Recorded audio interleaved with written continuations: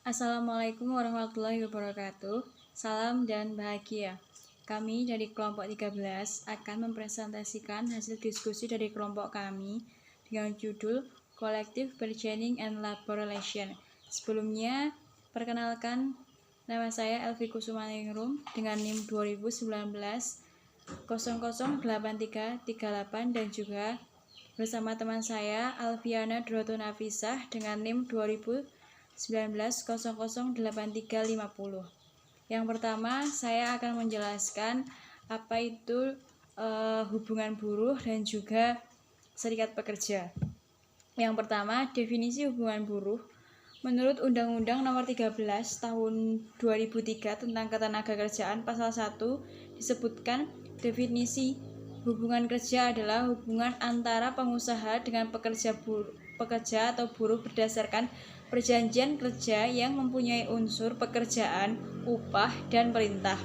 Kedua, hubungan industrial adalah suatu sistem hubungan yang berbentuk antara pelaku dalam proses produksi barang dan jasa atau yang terdiri dari unsur pengusaha, pekerja atau buruh, dan pemerintah yang didasarkan pada nilai Pancasila dan Undang-Undang Dasar Negara. Selanjutnya, definisi perundingan kolektif, yaitu serikat pekerja atau serikat buruh adalah organisasi yang dibentuk dari, oleh, dan untuk pekerja atau buruh, baik di perusahaan maupun di luar perusahaan, yang bersifat terbuka, yang bersifat bebas, terbuka, mandiri, demokratis, dan bertanggung jawab guna memperjuangkan, membela, serta melindungi hak dan kepentingan pekerja atau buruh, serta meningkatkan kesejahteraan pekerja atau pekerjaan buruh dan keluarganya. Selanjutnya, ada definisi dari serikat kerja. Serikat pekerja adalah upaya para pekerja dan badan-badan di luar perusahaan atau serikat buruh atau asosiasi untuk bertindak sebagai satu kesatuan ketika berhubungan dengan manajemen mengenai masalah-masalah yang berkaitan dengan pekerjaan mereka. Bila diakui oleh National Labor Relations Board, sebuah serikat buruh mempunyai otoritas yang sah untuk bernegosiasi dengan pihak perusahaan atas nama para pekerja dan untuk mengolah perjanjian yang terjadi. Kehadiran serikat kerja mengubah secara signifikan beberapa aktivitas sumber daya manusia, proses perekrutan, prosedur seleksi, tingkat upah, kenaikan gaji, paket tunjangan, sistem keluhan, dan prosedur disiplin dapat berubah secara drastis disebabkan oleh ketentuan perjanjian perundingan kerja bersama atau Collective Bargaining Agreement. Tanpa kehadiran serikat pekerja, perusahaan leluasa mengambil keputusan unilateral menyangkut gaji, jam kerja, dan kondisi kerja.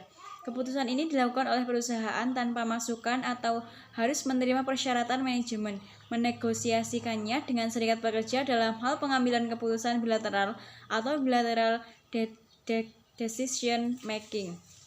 Mengenai tingkat gaji, jam kerja, kondisi kerja, dan masalah keamanan kerja lainnya. Alih-alih menghadapi setiap pekerja secara satu persatu, perusahaan harus berunding dengan serikat pekerja yang mewakili kalangan pekerja. Selanjutnya ada tujuan dari serikat pekerja. Yang pertama yaitu memberikan hak-hak secara hukum tidak dapat diperoleh tanpa adanya serikat buruh. Yang kedua, membantu perusahaan melalui konsep upah atau kerjasama dalam usaha-usaha bersama di pekerjaan. Yang ketiga, meningkatkan dan menjamin keamanan individual dari ancaman dan situasi yang bisa muncul karena fluktuasi pasar,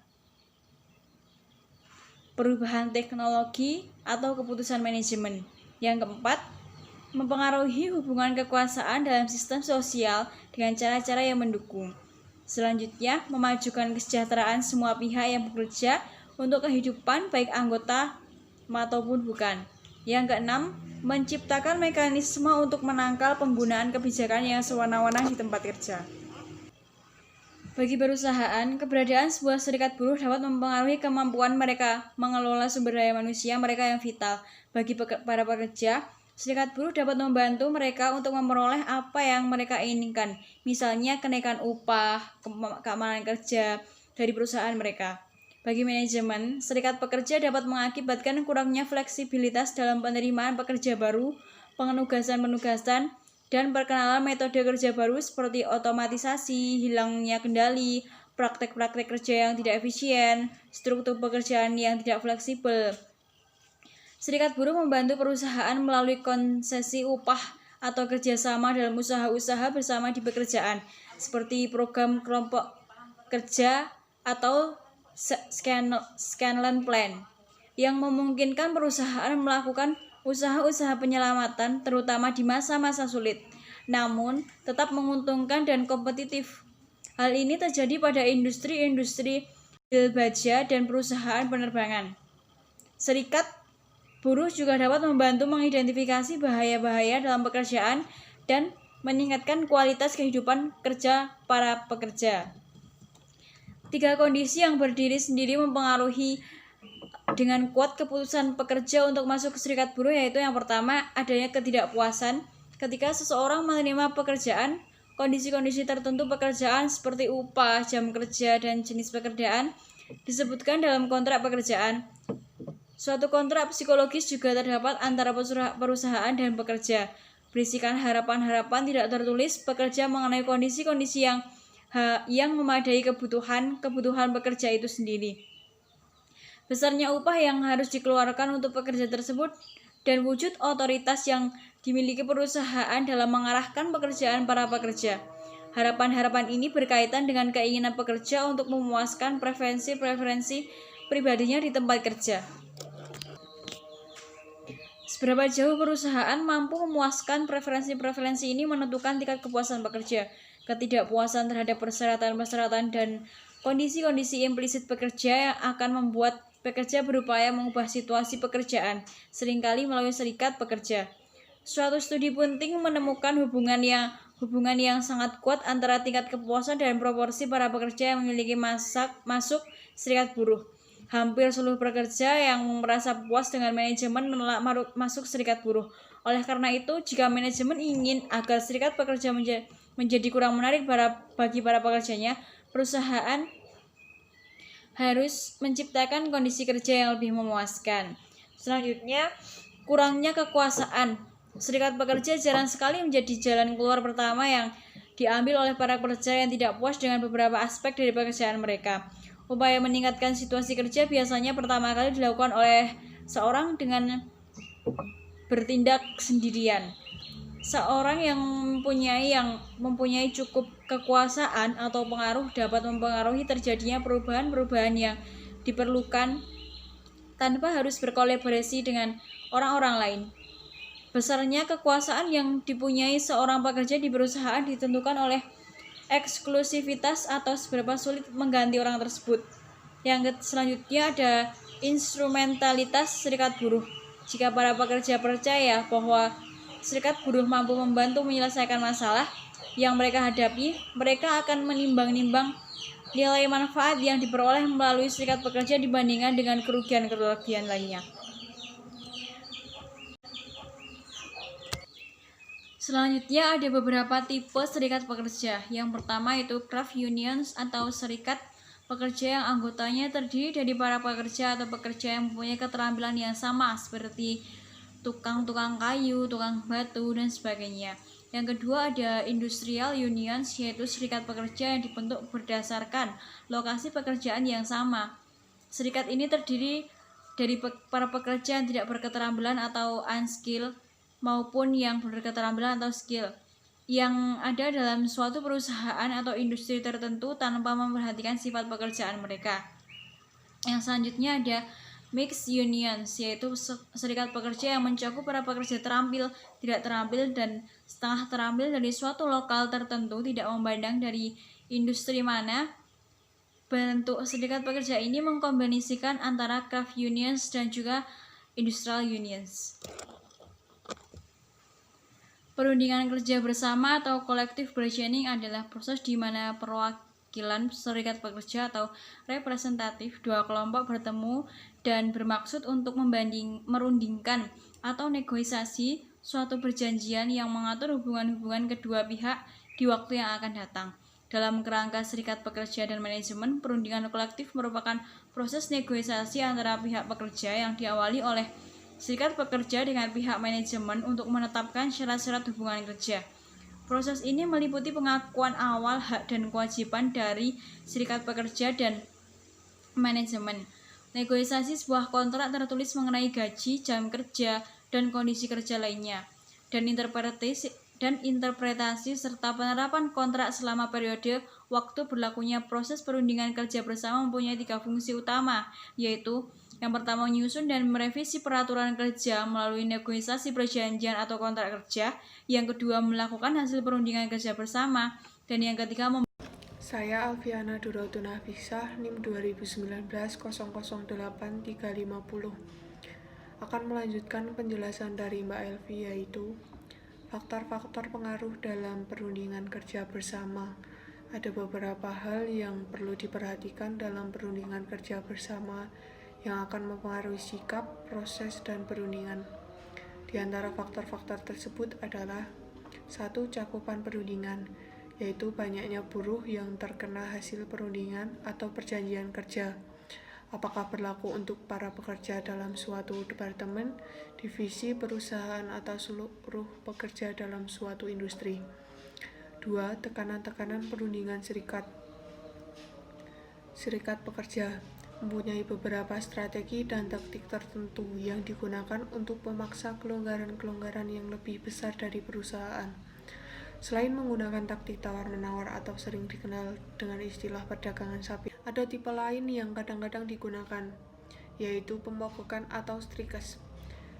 Pemogokan adalah tindakan yang dilakukan oleh anggota serikat buruh yang menolak kerja dalam rangka untuk mengerahkan dan meyakinkan manajemen dalam negosiasi. Pemogokan atau pemberhentian produksi dapat mengakibatkan kehilangan pelanggan dan pendapatan. Mogok kerja adalah tindakan pekerja atau buruh yang direncanakan dan dilaksanakan secara bersama-sama atau oleh serikat pekerja atau serikat buruh untuk menghentikan, memperlambat pekerjaan. Kedua, picketing, mencegah pekerja-pekerja yang ingin masuk kerja sewaktu diadakan pemogokan. Selanjutnya, peranan pemerintah kedua belah pihak, serikat pekerja dan buruh, lebih senang mempersilahkan intervensi pemerintah untuk menyelesaikan berbagai masalah hubungan kerja mereka. Intervensi ini paling tidak dalam bentuk perundang-undangan dan peraturan di bidang perburuhan. Yang keempat, kesediaan perusahaan untuk berunding secara terbuka dengan serikat pekerja ditentukan oleh kemampuan atau kekuatan perusahaan, filsafat kepemimpinan, gaya manajemen, dan kemungkinan penggunaan alat-alat pemaksa. Misalnya pemecatan, skorsing, persiapan perundingan strategi manajemen. 1. Mempersiapkan usulan perubahan dalam bahasa kontrak. 2. Menetapkan standar umum paket ekonomi yang diantisipasi perusahaan untuk ditawarkan selama perundingan. 3. Mempersiapkan data statistik dan data pendukung yang akan digunakan perusahaan dalam proses negosiasi. 4. Mempersiapkan buku yang akan dipakai oleh para negosiator perusahaan. Beberapa hal yang akan dilakukan oleh serikat pekerja untuk menanggapi ketidaksepakatan manajemen dalam perundingan kolektif. 1. Pemogokan atau strikes. 2. Boikot. 3. Byline strike adalah menulis di surat kabar dengan menyembunyikan namanya. 4. Informasi picketing, membagikan selebaran keluar perusahaan agar masyarakat melihat masalahnya. Yang kelima, secondary boycott, upaya yang dilakukan serikat pekerja untuk mendorong pihak ketiga melakukan hal yang diinginkan serikat pekerja agar perusahaan merasa tertekan. Misalnya berupaya agar pemasok dan pelanggan untuk berhenti melakukan bisnis dan perusahaan. Lockout, keputusan manajemen untuk mempertahankan pekerja yang keluar dari tempat kerja dan pihak manajemen berupaya untuk beroperasi dengan orang atau pengganti merek sementara. Tujuan manajemen: mengendalikan biaya buruh, meningkatkan produktivitas dengan terus-menerus memeriksa upaya dan tunjangan, memelihara kekuasaan manajemen di area-area penting seperti staffing dan pengaturan kerja. Kekhawatiran manajemen terhadap serikat. 1. Biaya tunjangan dan upah yang naik. 2. Gangguan akibat pemogokan. 3. Hubungan tidak selaras dengan pekerja. 4. Keterbatasan diskresi dan fleksibilitas manajemen dalam mengambil keputusan. Selanjutnya, tujuan serikat buruh bagi pihak buruh. Tujuan serikat di Indonesia dijabarkan melalui definisi serikat pekerja atau serikat buruh pada Undang-Undang Nomor 21 Tahun 2000 tentang serikat pekerja atau serikat buruh. Pada pasal 4 ayat 1 yaitu serikat pekerja atau serikat buruh adalah organisasi yang dibentuk dari, oleh, dan untuk pekerja, baik dari perusahaan maupun di luar perusahaan yang bersifat bebas, terbuka, mandiri, demokratis, dan bertanggung jawab guna memperjuangkan, membela, serta melindungi hak dan kepentingan buruh. Kasus perjuangan pekerja kontrak di PT Framas Indonesia. Setelah ribuan pekerja diberhentikan tanpa pesangon di PT Panaruk, lagi-lagi sebuah perusahaan subkontraktor Adidas yaitu PT Framas Bekasi mem-PHK 300 pekerja tanpa mengikuti aturan hukum ketenagakerjaan yang berlaku. PT Framas berdalih bahwa para pekerja telah melebihi durasi kontrak. PT Framas kemudian tidak memperpanjang kontrak kerja dan melanggar semua hak para pekerja. PT Framas melakukan 3 ulang kontrak kerja dan terus-menerus memperpanjang status mereka sebagai pekerja tetap, pekerja tidak tetap, atau pekerja kontrak per 3 bulan selama lebih dari 3 tahun. Sejak Desember 2012, kontrak mereka tidak diperpanjang dan mereka semua kehilangan pekerjaan tanpa pesangon. Sekitar 300 pekerja menjadi korban dari kontrak kerja berkepanjangan dan tidak sesuai ketentuan hukum tanpa jaminan kesejahteraan dan kesamaan kerja. Pada akhirnya mereka dipecat secara tidak adil. Dari 300 pekerja, PT Framas melakukan intimidasi dan tekanan. Maka hanya 40 orang saja yang memutuskan untuk memperjuangkan nasib mereka. Para pekerja ini sebagian besar adalah para pekerja yang tidak berserikat. Sebagian lagi merupakan anggota sebuah serikat pekerja di PT Framas. Namun, menurut para anggotanya tidak mau memperjuangkan nasib mereka. Proses biparti dan aksi telah dilakukan oleh para pekerja yang didampingi oleh TURJ. Pihak pengusaha secara terang-terangan telah mengakui bahwa mereka memang melanggar ketentuan hukum mengenai kontrak, tapi tidak ada upaya untuk memperbaiki.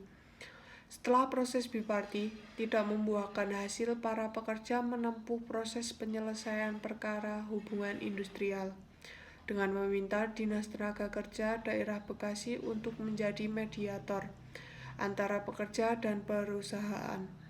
Proses ini disertai desakan kepada brand, yaitu brand Adidas.